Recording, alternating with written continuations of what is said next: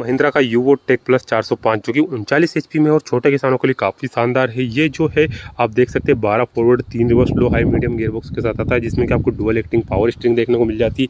ये जो ट्रैक्टर है आप देख सकते हैं छोटे किसानों के लिए काफ़ी ज़्यादा उपयोगी माना जाता है। बिल्कुल फ्लैट प्लेटफॉर्म में देखने को मिलता है। साइड शिफ्टिंग गियरबॉक्स के साथ आता है। यहाँ पर इसके जो गियर है वो काफ़ी शानदार है, आप एक उंगली से भी इसके गियर लगा सकते हैं। ये जो ट्रैक्टर है महिंद्रा की तरफ से आने वाले काफ़ी शानदार ट्रैक्टर है। यूवो सीरीज आपको कैसी लगती है नीचे कमेंट कर जरूर बताएं। इस वीडियो को इस ट्रैक्टर के बारे में आपको नीचे कमेंट पसंद है। वीडियो चला वीडियो लाइक, वीडियो को फॉलो सब्सक्राइब